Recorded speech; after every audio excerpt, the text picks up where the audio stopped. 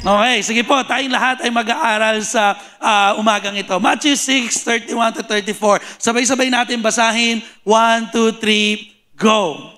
So do not worry saying, what shall we eat? What shall we drink? Or what shall we wear? For the pagans run after all these things, and your heavenly Father knows that you need them. But seek first His kingdom and His righteousness, and all these things will be given to you as well. Therefore, do not worry about tomorrow, for tomorrow will worry about itself. Each day has enough trouble of its own. Pag-usapan po natin sa umagang ito is the title, I'm Worried. Amen? Hindi siya nakakawaw, no? Pastor, parang negative yan, ha? Magpipreach ka ba, o sasabihin mo lang sa amin yung mga worriness mo sa buhay. But the truth is, every one of us are not exempted about the worriness of life. Tama ba? Lahat po tayo, actually, may kanya-kanyang mga wino-worry ang mga magulang. Naku, ang daming wino-worry niya. Paano yung baon ng mga anak nila? Tama? Paano yung school, yung pagkain, mga bata naman, ang worry nila, paano kaya ako gagraduate? Wala na akong magpaparal. Papasa kaya ako? We all have worriness in life na somehow nadidiskarrirang buhay mo, kakaisip sa mga bagay para bukas na hindi naman mangyayari. Let's bow down our heads and let's close our eyes and let's pray. Panginoon, alam po namin na Ikaw ay mabuting Diyos, tapat na Diyos, dakilang Diyos. You are holy, holy, holy, Panginoon, and You are worthy. Kaya naman this morning, Lord God, we once again worship You, we humble ourselves to You, and hingi po namin patuloy ang Iyo pong pagsama sa amin because we know and we will always declare, Lord, that apart from You, we can do nothing. So help us, Lord. Let Your Holy Spirit be upon us. Let Your presence, Lord, be upon us to encourage us with Your word, Lord God, because I don't know, maybe some of us, katulad ko po, maraming wino-worry sa buhay, kaya naman help us, Lord, to continue to increase our faith and continue to put our trust in You alone because You are our faithful God. And Lord, tago mo lamang po ko sa iyong likuran, i-bless mo po ang bawat salita na yung sasabihin sa umagang itong yung word of God. In Jesus' name we pray, and everybody say, Amen and amen. Sige po, palakpakan natin ang ating Panginoon. Let's sit down. Tayo pong lahat ay makakaupo. I entitled this, I'm Worried, sapagkat for the past couple of weeks na rin po, I myself experiencing some worries in life. As a father, as a trainer, as a, as a pastor, as a husband, as a normal guy, marami rin po akong wino-worry. How I wish, kung akala nyo po, pagpapastor, walang wino-worry sa buhay, sana all, di ba? Pero ang totoo, hindi. No? Pero tingnan nyo, meron na ba kayong batang nakita katulad nun? Inunahan na ako eh. Sige, pindutin mo na, nailabas mo na, di ba? Na nagwo-worry, nakakita na kayo ng batang ganyan. Alam nyo, di ba may kasabihan, nung bata ka, totoo lang, gusto mo, tumanda ka na. Kasi lagi ka na pagsasabihan, parang hindi ka makapag-desisyon. Pero alam niyo po, nung medyo tumanda na ako, tapos nagkapamilya na ako, bigla ko naisip, sana pala bata lang ako. Yung bata kasi, di ba, walang pakialam niya, pabili lang yan ng pabuli. Actually, nakita ko yung mukha ni Marco nung ganyan, nung nasa airport na kami, pauwi kami ng Pilipinas, nakaganyan na si Marco, naglalakad kami. Sabi ko, oh, what happened? Ang sabi niya, parang, ayoko pang umuwi ng Pilipinas pa. Nag-enjoy masyado sa Japan. Sabi ko, pag hindi pa tayo umuwi, ako magiging ganyan ng itsura kasi wala tayong panggastos. Okay? Kasi ganun din naman, di ba? Bibihira ka makakita ng isang bata na grabe ang tawag dyan, worry niya sa buhay. Kasi alam niya po, sabi nga, ang worry, ang pag-worries, ang pag-aalala, ay para ka daw nakaupo sa isang rocking chair. Nakaupo na kayo sa rocking chair. Di ba? Yung it gets you busy, but it getting you nowhere. Di ba? Nabibisi ka lang kakaganon, pero wala kang nararating. Ganon din pala yung worriness sa buhay. Isip ka ng isip, alala ka ng alala sa isang bagay na wala namang patutunguhan, kaya nasayang yung oras mo, nasayang yung lakas mo nang wala kang narating. Okay? Sino dito may wino-worry? Okay? So sabi ng Bible, do not worry. Okay? So sabi po rito, ano pa sumunod? Nakaka-worry sa atin, ayan, stress. Tama? Trabaho, family, di ba? family talaga. P, capital P. O kaya, family. Yan, capital F naman. Di ba? Ano pa? Business, health. Naku po, actually, nung 2 days akong tinrangkaso, sabi nga, may nakita akong post lahat na ba nilagnat? Di ba parang naging uso yata yung trangkaso ngayong week na ito. Ako man din po, dumanas ng sakit karamdaman. Yung health. Di ba, iniisip ko na, worry na ko. Gusto ko nang maghalibilin sa aking asawa ng mga papamana ko sa kanyang utang, sakit karamdaman. Hindi, joke lang. Diba? Ang dami mo talagang iniisip. Totoo lang, kaka-worry mo. Actually, yan, somehow dyan nagiging ugat ng mga anxiety and depression. Kakaalala mo sa isang bagay na hindi naman mangyayari. Actually, the word worry came from the Greek word, next picture, merimau. Okay? Parang marimaw. Okay? Merimau simply means to divide or to go in a different direction. Ibig sabihin, pag nagwo-worry ka pala, imbis na isang focus ka lang, idinodraw ito palayo sa isang bagay. So kung halimbawa, ikaw ay sasakay ng eroplano, papunta ka dapat ng USA, wow, sarap, pumunta tayo ng USA. Pero pagka nag-worry ka, nagdi-divide, nadodraw yung attention mo sa ibang bagay, hindi ka na papunta ng, USA. Siguro sabi nga nila, pag 1 degree lang, in the long run, ang bagsak mo na Antarctica. Makipaglaro ka sa mga polar bear. Di ba? Ang sumunod, sa Latin word, it's actually came from the word anxious. Huwag mong unahan, Brad. Binabasa ko pa, no? Anxious, yung anxiety pala, yung pinaka-root word niyan, came from the word anxious by Latin word. Na ang ibig sabihin, to choke, or to strangle, or to torment. Ibig sabihin, pag nagwo-worry ka, pinaparusahan mo pala yung sarili mo. Sabihin mo sa katabi mo, huwag mo nang parusahan yung sarili mo. Kasi di ba, worry tayo ng worry sa business natin, worry tayo ng worry sa trabaho natin. Ano ba? Matatanggal na ba ako? Ano ba?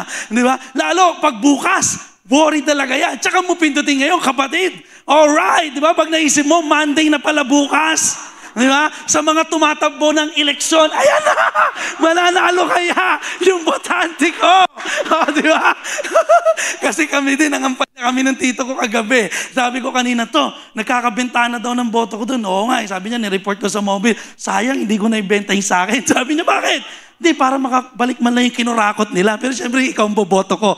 Kunwari lang ibebenta ko yung benta. Di ba? O kaya naman, sa nagtatrabaho, pag hindi holiday, totoo lang, ay nako, sa mga nagtatrabaho, papasok ka ng Monday, di ba parang, shucks, Monday na naman, pwede bang everyday Sunday na lang? Di ba, nakaka-worry. Tama, ano pang wino-worry natin, karamihan? Eto na, 3 days to go, J-Camp na. Alright? 1.5 pa lang inaibabayad ko. Sabi pa naman doon sa chat ni Jeran, pag 1.5, dyan ka pa lang sa baba. Hindi ka pa makakasakay ng bus Kulang pa, di ba? Pero may awa ang Diyos. Sabi mo kay Lord, sabi mo sa katabi mo, kikilos si Lord. Basta, magtrabaho rin tayo, di ba? Kailangan natin, mga worry natin sa buhay. Kaya nga, inisabi ko nga po, ang worry, no, lahat tayo ay hindi exempted. Lahat po tayo may kanya-kanyang wino-worry sa buhay. Yung ating relationship, job security, yung ating pamilya, how we work. That's why I entitled this, I'm Worried. Diba? Tayo totoo naman, hindi ito may wino-worry ka sa buhay. Iba-iba lang tayo actually ng level. No? Sabi ko nga, sa mga bata, wino-worry mo paano ka makakapagtapos. Mga batang mga siguro grades, high school na. May mga grade school, namang wino-worry yan Kung mag-request yan sa mga magulang, parang yung anak ko, mapababili naman ako ng sapatos ulit, Nike. Sabi ko, ilang ba paa mo? Kaya lang bumabalik sa akin Pagka ginanong ko si Mandre, gaganon din niya ako. Ba't ikaw, Papa, ilang paa mo? Halika, bili na tayo. Sale naman yata Okay, wala kang choice, di ba? Pero yung mga bata, totoo lang, pagka humingi yan, pagka nga hindi mo binili, magwawala Tama? Pero tayo, bilang mga nagmamatured, iniisip mo na ano kayang course kukunin ko. No, kasi pag nag-criminology ako, baka eventually mapunta sa criminality. May member tayo, ganyan Pastor, nag-criminology ako, kaya lang lumabas criminality. Naging snatcher. Ay, nako, sana naman ma-born again ulit yung ating kapatid na yun. Anyway, sabi rito, ni Corrie ten Boom, ang ganda po nito about worrying. Worrying is carrying tomorrow's load with the today's strength, or today's strength. Carrying 2 days at once. It is moving into tomorrow ahead of time. Worrying doesn't empty tomorrow of its sorrow. It empties today of its strength. Picturean niyo po ito, saksak niyo sa ulo ninyo. Kapag nagwo-worry ka pala, inuubos mo yung lakas mo na para today sa mangyayari bukas na posible namang hindi rin mangyari. Kumbaga, pinangungunahan mo na ahead of time ang isang bagay na hindi naman mangyayari ngayon. Kaya nangyayari, binubuhat mo yung 2 araw sa isang araw. Guess niyo yun? Kumbaga, 2 bigat yung binubuhat mo, nauubos lang yung strength mo. Kaya nga sabi ko nga po, ang worry, para ka lang nasa rocking chair, it gets you busy, but it gets you nowhere. Nabibisig ka lang kakagalaw, pero wala ka narating. Kaya, huwag ka masyadong mag-worry. Sabi mo sa katabi mo, huwag masyadong mag-worry. Hindi ko pwede sabihin huwag mag-worry. Kasi totoo naman, nag-worry tayo. Kaya nga iniuutos ng Bible, do not worry. At yung sinasabi ng Bible na yun, hindi yun parang suggestion. Pagka marami kang bayarin, subukan mo lang huwag mag-worry. Hindi po, it's a direct command from Jesus commanding us not to worry. Ano sabi ng Matthew verse 6? Chapter 6, verse 25. Therefore, I tell you, do not worry about your life, what you will eat or drink, or what your body or what you will wear. Is not life more than food and the body more than clothes? Napansin niyo po, ang hina-highlight ko dito, will eat or will drink or will wear or your body simply means nung panahon po kasi na iyon ang pinaka-primary concern and future concern nila. Papindot, their future and primary concern, anong kakainin natin? Anong dadamitin? Pero kasi sa generation natin ngayon, normally, ang modern day translation natin or parang Mark Binin translation, MBT. Okay? Do not worry about your bills. Sino dito may bills? Wala pa. Balik mo muna doon. Binabasa ko lang yung notes ko, kapatid. Alright. Ang gulo mo talaga dyan, ha? Joke lang, okay? Sabi doon, do not worry about your career. Sino dito nagwo-worry sa career niya? Di ba? Parang, ano kayang tatahakin kong career? Pag-aartista ba? Pagpupulis ba? Di ba? Mananatili pa ba ako dito sa trabaho? Do not worry about your job interview, your client, if you're gonna close a sale, or your gadget, or you're getting married someday. Kasi ito na yung modern day translation natin. Do not worry about dun sa mga bayarin mo, pambayad sa camp. Pero tingnan niyo, sabi dito, ano bang higit na mas importante? Di ba't ang buhay? Parang pagka nagkasunog, ano una mong ililigtas pag may sunog? Naku, may sunog, yung PS5, ilabas. Yun ba? Hindi, di ba? Ano gagawin mo? Buhay. Siyempre, iligtas mo yung sarili mo. O kaya, yung anak mo, yung asawa mo, yung biyanan mo, huli mo na. Hindi, pero unahin mo na rin. Buhay yun eh.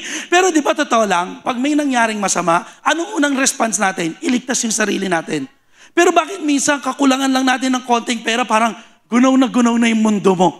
Tama? Minsan, we thought, kapag hindi tayo nakakain sa paborito nating Unli Wings, walang kwentang buhay ko, Pastor. Hindi ko man lang naktikman yung Unli Wings. Meron din naman po kami sa overflow niyan. 249, 10 piraso. Iba't ibang flavor. Tikman niya rin po minsan, ha? Okay? O kaya naman, di ba? Minsan, pagka hindi ka nakakain ng Koreang sangyup, mayroon ba mahilig dito mag-sangyup? Sino dito hindi pa nakakakain ng sangyup? Praise God, lilibre ko sana eh. Wala nagtaas ng kamay. Nandito ako sa stage eh. Wala, late na bro, tagal eh. Ayaw nyo mag-response eh. Pwede naman kayo mag-response para nararamdaman ko may kausap ako, di ba? Ang dami natin dito, parang zombie yung kausap ko eh. So, gisingin mo yung katabi mo, sabi mo, kumain ka na ba? Kung gutom ka na, lilipas din yan. Okay? Di ba, minsan, sometimes, we thought our life will crumble kapag hindi tayo nakakain dito. Ito, kinainan namin ni Sister Donna. Yung cafe ilang-ilang dito sa Manila Hotel. Wow, sarap dyan. Pag natikman nyo dyan, pare, 50% off pa. Di ba? Ang sarap kasi, parang basta sarap. Yun lang.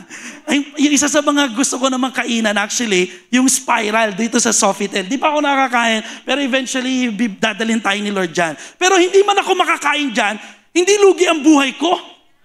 May katabi mo, hindi ka lugi kung hindi ka makakain dyan. Tama. Meron namang overflow. Doon ka kumain, hindi ka rin malulugi. Alright? Meron din namang ibang bagay. O kaya, kapag hindi ka tingin mo, pag hindi ka add to cart, nakakabili sa Shopee, feeling mo, ang lungkot ng buhay. Di ba merong ganyan? Lumipas na naman ng 10-10. Hanggang add to cart na lang ako. Hindi ko siya ma-check out. Kasi sometimes, we thought, na ang buhay nakadepende sa dami ng lifestyle na pwede mong magawa sa buhay. But the truth is not. Kaya nga sabi ng Bible, do not worry about what will you drink, what will you eat, what will you wear, Kasi sabi doon, is not life more than food? It's not it's not a body more than clothes? Hindi ba't higit na mas mahalaga pa rin ang buhay at ang ating pangangatawan? Kaya ulitin natin, sabi ng Matthew 6 verse 26, look at the birds of the air. Tingnan niyo yung mga ibon. They do not sow or reap or store away in barns, and yet your heavenly Father feeds them. Are you not much more valuable than they? Can any one of you by worrying add a single hour to your life? Kapag ka-worry ka na, meron ba dito ang ganda siguro, no? May nag-worry ba dito? Kaka-worry mo, makakasama ba ako ng J-Camp? Kulang pa yung pera ko. Tapos biglang tumugon si Lord. Bayad ka na sa J-Camp. Ang sarap pare, di ba? O kaya kaka-worry mo, naku, bayarin na naman ng bahay, ng renta. Kaka-worry mo, biglang kumatok. Bayad ka na sa renta mo. Bakit? Nag-worry ka. May ganun ba? May nangyari na sa inyo yun? It's a miracle pag nangyari yun. Di sana talaga paramihan tayo ng worry. Pero hindi. Kaya inuutos ng Bible, hindi ka dapat mag-worry. Kasi tingnan mo daw yung mga ibon sa parang hindi nagtatanim, hindi naman umaani, hindi rin sila nag-store ng pagkain sa barns nila, and yet pinapakain sila ng kanilang tatay sa langit.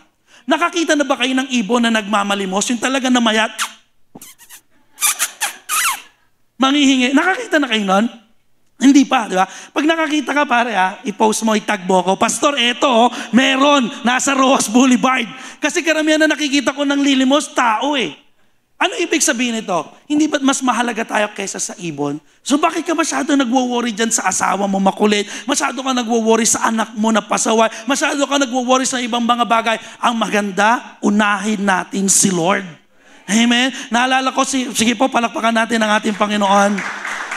Naalam nyo ba, si Brother Paul, noong 2021, na-addict din to sa ibon eh. No, yung nagpapalipad sila sa Makapagal, tapos may kwento sila, yung kasamahan niya, ang mamahal ng ibon, mga kasing halaga daw ng NMAX, nung pinalipad daw, kasi normally, paliliparin mo yan, parang kalapate, tapos babalik.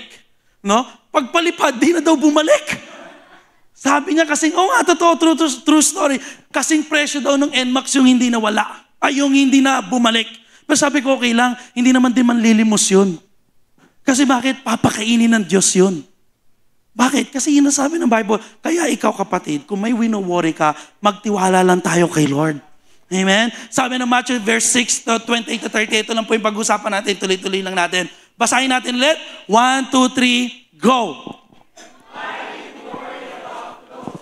See how the flowers of the field grow? They do not labor or spin.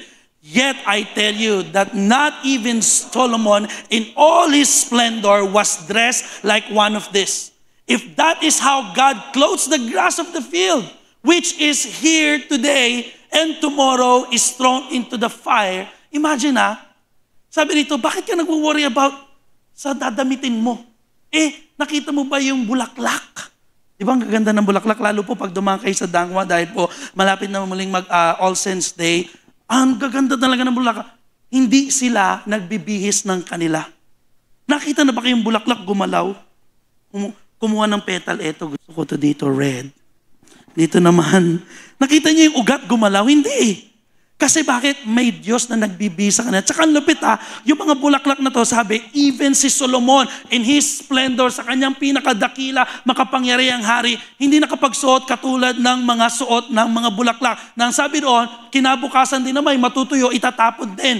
And yet, sabi doon, ang Diyos, inaalagaan sila.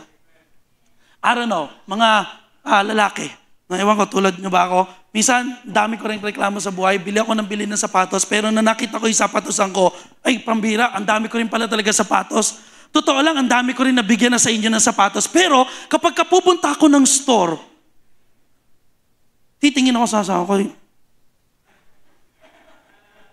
sale, sayang. Diba? Minsan sasabihin niya, 70% off. Sabi ko kay Donna minsan, huwag ka bumili, matitipid mo 100%. Tama ba? Kaya lang minsan talaga laging bumabalik sa akin Ba't ikaw, bumili ka? Lalo pagpunta po namin ng Japan, totoo nga, chismis, ang mumura. Ang dami po namin nabiling sapatos. Pero bakit? Sabi ko nga, ilan ba pa ako? Bakit ang dami ko na binibili? Kasi sometimes we thought that the more na marami kang gamit, parang mas buhay ka. Tama? Sumunod, pagka hindi ka nakakabili ng mga sale, feeling mo parang lugin-lugi ka. Next picture, mga online shop. Kasi minsan, dito na natin na-draw yung sarili natin, lalo mga babae, sa mga babae naman. Pagka lagi niya sinasabi, wala akong damit. Pero pagbukas mo ng aparador, hindi pa tiklop-tiklop, babagsak sa'yo, ang daming damit, oh. Yung iba may tawag dyan, tag. No? Parang kagabi, kasi nagwo-worry kami. Uwi ba tayo? Kasi nga, galing po kami ng kampanya, wala rin kaming dalang damit dito sa Caloocan dahil nasa Cavite. Eventually, binless kami ni Lord ng mga branded. Dumating yung kapatid ko, may daladalang tawag dyan, mga damit galing USA daw, mga branded Lacoste, isa na ito, Arrow. Sabi kong kaganda niya to. Sabi, mamili daw tayo, tapos pamigay natin. Teka, bago tayo mamili, bago natin pamigay, mamili muna, nakapili ako ng damit. Wala akong damit. Di ko naman kasi winu-worry. God will provide. Yung iba, palakpakan naman natin si Lord. Diba? Yung iba, kakaka-worry, hindi naman na po provide Hayaan mo lang, magtiwala ka lang kay Lord. Amen? Naisip nga namin kagabi ni Sister Donna, bukas na lang, hanap na lang tayong sale sa SM. Baka makabili tayo para may damit na for tomorrow kaysa malate pa tayo sa gawain. Diba? Pero, tatlong bagay lang pong pag-uusapan natin. Reason, root, and resolution about worry. We're gonna talk about the reason why we worry, the root of the worriness on our life, and the resolution. Number one, reason why we worry, alam niyo po, kasi tingin natin that the more stuff, the more money, the more gadget, the more clothes, the more shoes, the more watch, the more subscription, the more na ang dami mong kaibigan, the more na ang dami mong girlfriend, the more na ang dami mong negosyo, you thought mas may buhay. Sino nagsabi sa inyan? Kaya sabi ng Bible, in Luke chapter, next picture, Luke chapter 12 verse 15, Jesus said to them, watch out, be on your guard against all kinds of greed. Life does not consist in an abundance of possessions. Sabay-sabay natin basahin yung life does not consist. 1, 2, 3, go. Life does not consist in an abundance of possessions. So ibig sabihin, ang buhay hindi na tawag dyan, nasusukat sa dami ng meron ka. Ang mahalaga sa buhay, alam mo, si Jesus. Kasi si Jesus ang nagsabi that He is the way, the truth, and the life. Kaya minsan kala mo wala kang buhay kasi wala pa si Jesus sa'yo.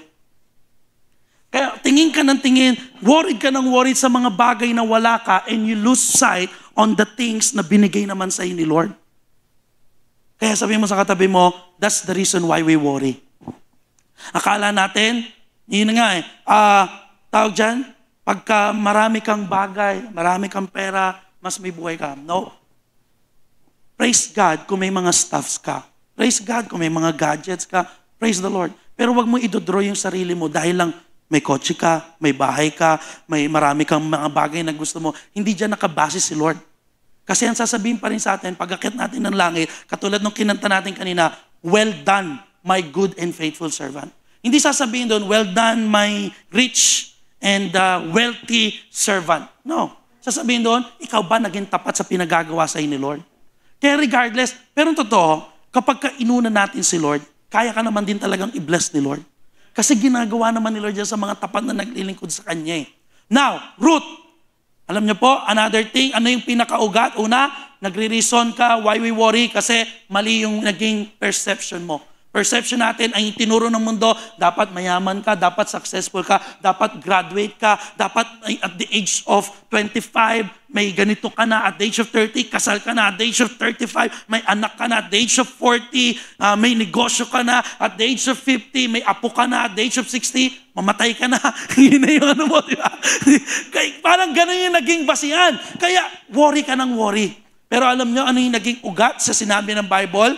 In Matthew chapter 6 verse 30, will He not much more clothe you? Ito yung karugtong kanina nung sinabi sa grass of the fields, you of little faith. Kaya rin pala ang pinakaugat bakit ka nagwo-worry, walang pananampalataya. O kung meron man, maliit. Dati kayang-kaya mong mag-faith kay Lord na, yeah Lord, ipoprovide mo yung aming pangangailangan. Pero dahil nawawala, na lumihina yung faith mo, ang nangyayari, dumidiskarte ka na ng bagay sa sarili mo kahit alam mo minsang mali. You know, the Greek word of that, you of little faith, isang word lang pala yan na meaning oligopistos. simply means describe someone's dull to hearing the Lord's voice or disinterested in walking intimately with Him. Kapag ka pala you of little faith, kaya pala ikaw nagwo-worry kasi hindi ka na nakikinig ng salita ng Diyos. Ano sabi ng Bible, Romans 10:17? Faith comes from hearing and hearing the Word of God. Pero kapag hindi ka na lumalakad intimately kay Lord, ay sabi na, disinterested in walking intimately with Him, nawawalan ka na ng faith. Pansinin mo, pag maapoy ang pananampalataya mo kay Lord, alam mo, talaga kahit anong mangyari, po-provide ni Lord. God will provide. Pero pag wala na, nabisi ka na sa iba't ibang bagay, nag-worry ka na, na-redirect ka na, di ba? Sabi doon, Mary Mau, tawag doon, to divide, to draw your attention, wala na. Takot ka na ulit. Gagawa ka na ulit ng sarili mong kapamaranan, nakakalimutan mo na ulit magtiwala. Bakit? Nawala na yung intimate walk mo kay Lord eh. Kaya mahalaga, kapatid, tingnan mo yung katabi mo. Sabihin mo sa kanya, kapatid, mahalaga at importante yung relasyon mo sa Diyos. Kasi bakit? Pag may relasyon ka sa Diyos, may problema, may worry, pero madidisan tabi mo kasi magtitiwala ka pa rin sa Diyos na nangako sa iyo na kailanman hindi tayo iiwan ni pababayaan. Sige po, palakpakan naman natin na malakas ang ating Panginoon. At sometimes, isa pa rin sa nagiging root ng ating worriness, yung ating pagiging greedy. Naalala niyo po, in the Old Testament, nung book of, in panahon ni Moses, nagpapababa ang Diyos ng mga mana fresh from heaven. Diba? Mas masarap pa yan sa bread talk. Okay? Yung mga tinapay galing langit. Anong utos ng Diyos? Kumuha lang kayo ng enough for day. Pero back then, ang tao sadyang makukulit at worry ng worry bukas. Alam niyo ginawa? Kumuha at itinambak sa likod o sa kung saan man nila itinambak ng good for 1 week. Ang sabi ng Diyos, kumuha ka lang for today. Kasi pag sumobra ka, mabubulok. Ano nangyari? Dahil worry sila sa kakainin kinabukasan, nabulok. Ang baho ng kanilang mga tent. Ilan ang mga bagay sa bahay ninyo na nabulok? Dahil imbak ka ng pagkain. Expire na. Tsaka mo lang napansin, expire na pala. 3 taon na pala ito nasa cabinet. Tapos pag meron, kuha ka pa rin ng dilata. Kuha ka ng kuha. Tabi ka ng tabi. Pagtingin mo, shucks. Kainin nyo na. Okay na yan. Di ba? Ilan ang damit mo? Ako rin. Sorry Lord. Ako mismo tinatamaan. Ang dami ko sapatos doon na nabulok na rin. Sino dito size 11? Jelvin, bibigyan kita bro ha? Oy Chris, nakailang sapatos ka na sa akin. Kala mo ha? Dami ko na nabigay. Size 11 ka? Ano bro? Ha? Sige. Sa kaliwa? Oy, size 10 ka lang. Titingin ako doon ng mga sapatos ko. Kesa mabulok, bibigay ko na lang sa inyo ha? Rain, size 11 ka? Hindi ka size 11 bro. 9.5, wala ako noon. Praise God. Joke lang. Yung mga size 11 lumapit sa akin ha. Titignan ko ano yung mga medyas kong nandun eh. Expandable yun eh. Kala niya sapatos ha. Dami ko rin medyas doon. Expandable. Pwede rin pala sa'yo, Rain. Hindi, joke lang. Sige, bibigyan ko kayo. Kasi dami ko din. Kesa masayang. Tama? Tingnan niyo nangyari ha. Nag-miracle na si Lord. Nagpaulan ng tinapay mula sa langit ng mana. Nag-worry pa sila. Baka sa susunod, wala na. Sometimes, kaka-worry mo, hindi mo nakikita yung miracle na ginagawa sa iyo ni Lord. Pinrovide naman ni Lord eh. Ang problema, masyado kang nagwo-worry, kaya hindi mo na nakikita pa paano kumikilos sa iyo si Lord. Kaya sabi mo sa katabi mo, do not worry. Amen? Because sabi nga ng Swedish Proverbs, worry often gives a small thing a big shadow. Pag worry ka ng worry, isang maliit na problema, lumalaki. Tingnan nyo to, pusa lang, tingin niya na leon. Bakit? Worry ka ng worry eh. Di ba? Why not trust the Lord? Amen? Matthew 6:25, sabi nung bago natin, basahin yung karugtong, therefore, I tell you, do not worry about your life, what you will eat or drink, or about your body, or what you will wear. Is not life more than food? And the body more than clothes? Normally po, kaya ko hinighlight yung therefore, tingin mo na kayo lahat dito sa screen, kasi pagka nakita nyo po yung therefore, may karugtong niya na verse mula doon sa itaas niya. O kaya from the previous, minsan chapter, minsan 2 to 3 verses. Ano bang sabi ng verse 24? No one can serve 2 masters. Either you will hate the one and love the other, or you will be devoted to the one and despise the other. You cannot serve both God and money. Ito rin palang nagiging ugat, ba't tayo nagwo-worry sa buhay? Sino ba talagang uunahin ko? Pera, trabaho, negosyo, o si Lord? Kaya sabi ng Bible in 25, therefore, do not worry. Kasi alam ng Diyos na nagdo-draw away yung attention mo sa Kanya pag pinasukan ka na ng kakulangan sa buhay. Tama? Marami nag-pray, Lord, bless mo po ako ng trabaho. Nung nagkatrabaho, nawala. Kaya minsan sarap din ipag-pray eh, Lord, tanggalan mo naman siya ng trabaho. Para bumalik lang. Sorry hindi naman ako nagpaparinig, nandidiretso lang. Di ba? Nung iba, ang bihira. Dati, sabi ko nga nung Sunday, nagpe-pray, Lord, bigyan mo naman ako ng asawa. Nung nagkasawa, nawala. Kaya minsan sarap din ipag-pray, Lord, tanggalan mo ng asawa. De, joke lang. Kasi alam niyo po, ang pera may direct correlation sa paglilingkod din natin. Kaya sabi nung verse 25, therefore, do not worry. Pero totoo lang, karamihan ng wino-worry nyo, may kailangan pera. Tama? Worry about bills. Ano pang bayad ng bills? Faith?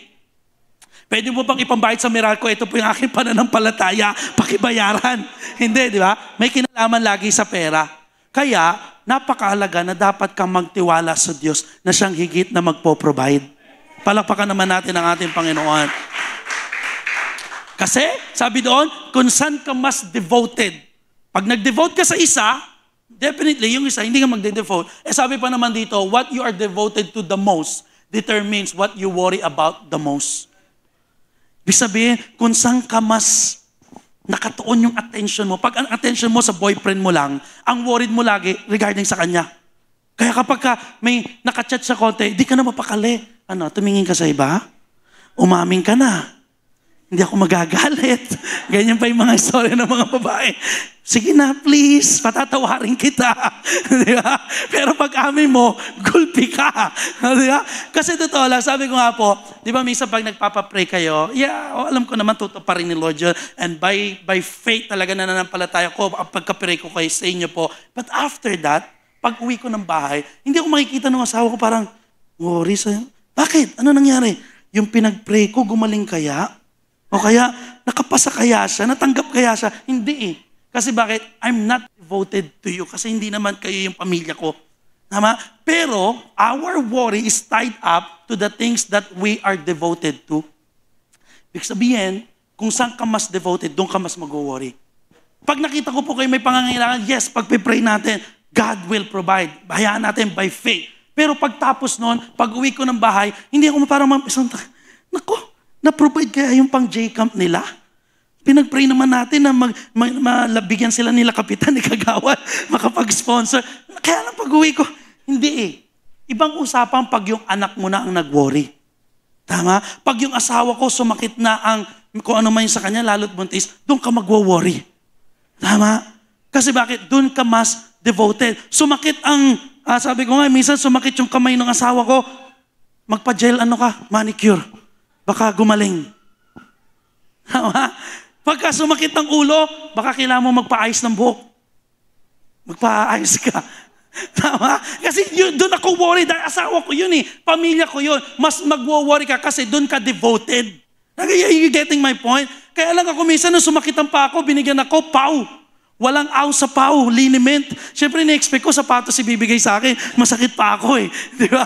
Hindi eh. Liniment lang. Kaya ganun din tayo. Kung ano mas devoted ka, kaya check mo saan ka ba mas devoted? Kay Lord ba o sa trabaho mo? Kay Lord ba o sa negosyo mo? Kay Lord ba o sa alalahanin mo sa buhay? Kailangan mas maging devoted tayo sa Diyos.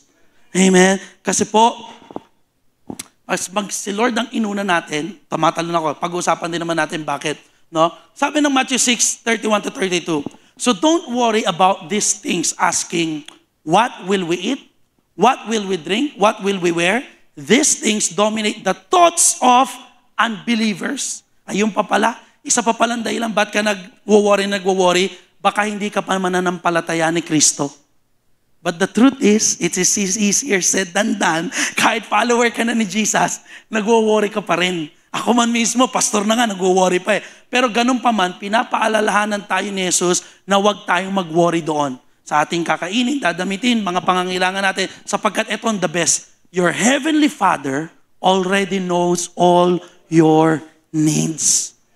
Wow, palakpakan naman natin si Lord. At alam niyo po, yung the word Father in Matthew chapter 6, in chapter po ng 6 na yan, 12 times binanggit yung Father. Kasi dito ipinapakita yung relationship ng Diyos sa atin na hindi lang siya Diyos, kundi siya din ay tatay natin sa langit na may pakialam sa atin. Sabi mo sa katabi mo, may pakialam si Lord sa'yo.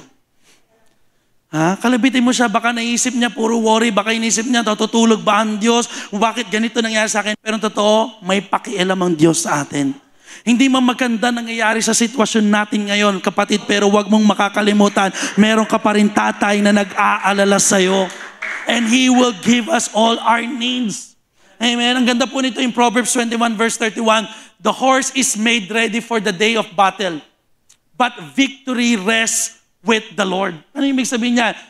Kailangan mong gawin yung part mo. Na kay Lord na pa rin ang victory. Do your part. Prepare in times of difficulties. Kailangan mo pa rin magsubi. Kailangan mo pa rin mag-ipon para dumating ang taghirap. May mauhugot ka. Pero ang victory, na kay Lord pa rin.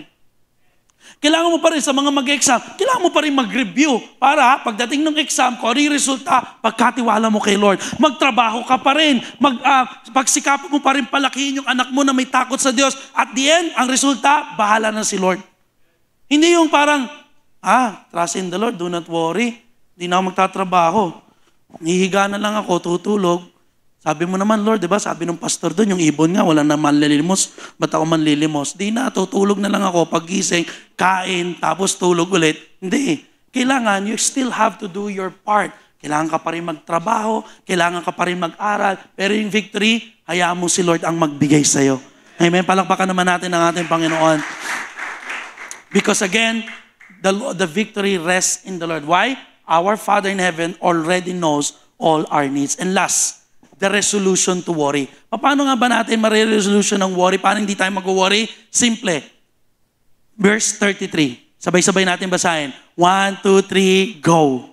Seek first the kingdom of God and His righteousness, and all these things will be added to you. So yung mga bagay na wino-worry pala natin sa buhay, kung uunahin lang natin si Lord, this is actually my life verse for the longest time, simula ako na born again, unahin daw natin si Lord. Kasi, saan ba natin madalas sinuubos ang energy natin, ang time natin, ang effort natin, ang pera natin, ang talent, ang treasure? Saan mo laging inuuna yan? I hope iuna natin lahat yan kay Lord. Kaya minsan nagwa-worry ka sa buhay kasi mas inuuna mo yung sarili mo kaysa sa kingdom ni Lord. Sabi doon, unahin mo yung kingdom ni Lord. Ano yun? Yung iglesia ng Diyos. At sumunod, and His righteousness. Yung iba, inuna nga yung church. Lagi nasa church. Lagi nagmi-ministry. Puro kalokohan naman ginagawa pag walang nakakakita. Wala ring righteousness. Tutug-tug-tug-tug dito, sasayaw. Maglilingkod dyan, uupo dyan. Pero girlfriend and boyfriend naman, kahit sinasabing wag muna. Kaya hindi na-add sa iyo yung mga bagay eh. Kasi sabi rito, alam niyo, diba, sabi nga natin, karamihan ng mga pangako ni Lord, laging merong premise bago yung promise. May process before the promise. Kaya alam problema, gusto mo yung promise, ayaw mo yung process. Sabi mo sa katabi mo, hindi naman pwede yun. Diba? Kasi pag inuna mo lagi ang kingdom ni Lord, alam niyo po mangyayari sa atin, kingdom thinking will lead to kingdom living and asking. Kapag kainuna mo lagi si Lord, pati yung perception mo ng paghingi kay Lord, mababago. Hindi ka na ngayon basta hihingi ng Lord, gusto ko ng kotse. Bakit? Para magkaroon ako ng girlfriend. Ang layo Anong kinalaman ng kotse sa girlfriend? Kasi mas dagdag pogi points, Lord. Sa tingin mo ibibigay, alam mo, pag inuna mo si Lord, pati yung paghingi mo kay Lord, mababago. Hindi ka na hihingi ng bagay na pang-personal. Lord, gusto kong yumaman. Bakit? Wala lang. Para mabili ko lang yung gusto ko. Hindi. Pero kung inuuna mo si Lord, Lord, gusto kong pagpalain mo ko para maging pagpapala ko sa iba. Nagbabago yung kingdom thinking mo, it will lead you to kingdom living and kingdom asking. Gusto kong mag-bless, Lord. Bakit? Para magta-tights ako. Wow! Maraming binless, di naman nag-tights eh. Pero sige, kasi inuuna mo si Lord, magmabago yung thinking mo. Di ba? Lord, bless mo ako para maging bless ako sa iba. Lord, gusto ko ng trabaho. Bakit? Para makapag-provide ako sa family ko, makatulong ako sa mga bagay na kailangan para sa gawain mo.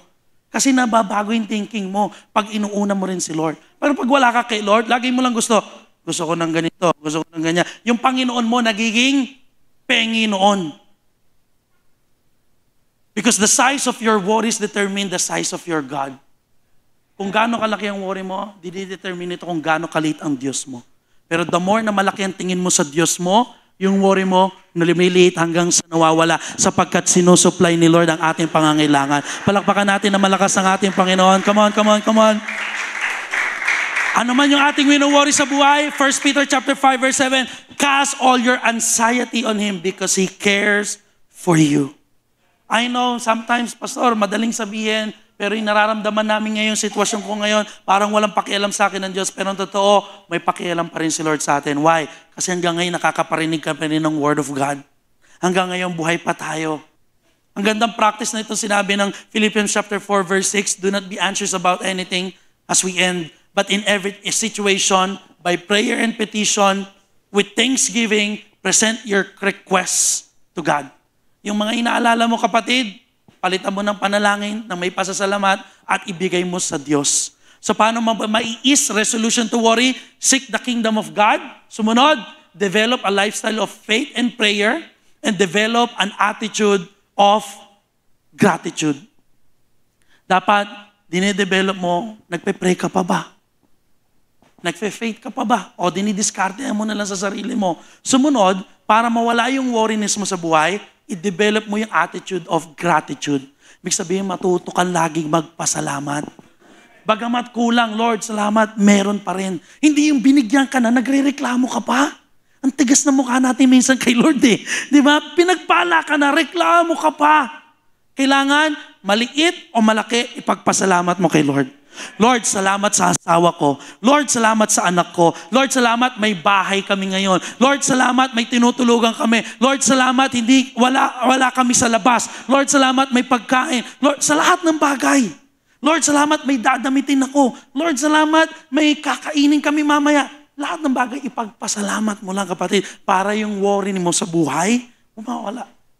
Worry ka sa trabaho. Lord, salamat, may trabaho ako. There are around 10 million people right now in the Philippines who have not, who don't have a job. Pero ikaw may job ka. Kahit maliit pa yung sweldo mo, salamat pa rin, Lord. Problema, hangad ka ng malaki, kaya palipat-lipat ka na ng kumpanya, wala ka narating. Hanggang ngayon, rank and file ka pa lang. Sabi ko nga minsan yung mga nag-hopping, yung mga dati, yung usong-uso sa amin dati, yung call center hopping, nakailang kampanya ka na. Yung kumpanya pa ba may problema o ikaw? Ako, tagal ko na rin dito sa kumpanya natin. Isang beses lang ako nag-call center, 2 beses lang ako nag-call center, pero parehas matagal ako yun dun eh.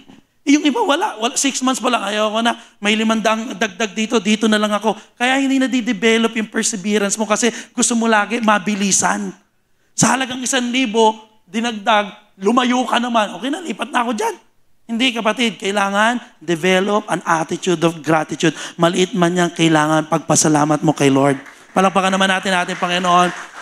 And as we end, to all our worriness in life, I pray, and the peace of God, which transcend all understanding, will guard your hearts and your mind in Jesus Christ. Yung puusipan natin punong-puno ng worry, I pray that the peace of the Lord Jesus will put in our hearts and our mind para maibsan yung mga worry natin at magtiwala tayo muli sa ating Panginoon. Palakpakan natin ating Panginoon and let's all stand in our feet.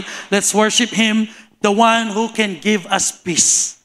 The one who can ease away all the worriness of our life, none other than of our Lord Jesus Christ. Let's bow down our heads. Kausapin natin ang Panginoon sa umaga pong ito as the worship team prepares for our worship this morning. Kapatid, ano yung mga bagay na maaaring tumatakot sa'yo, nagbibigay sa'yo ng pangamba? I don't know, may it be a sitwasyon sa pamilya, sa sakit karamdaman, sa negosyo, sa trabaho, maaaring sa ministry.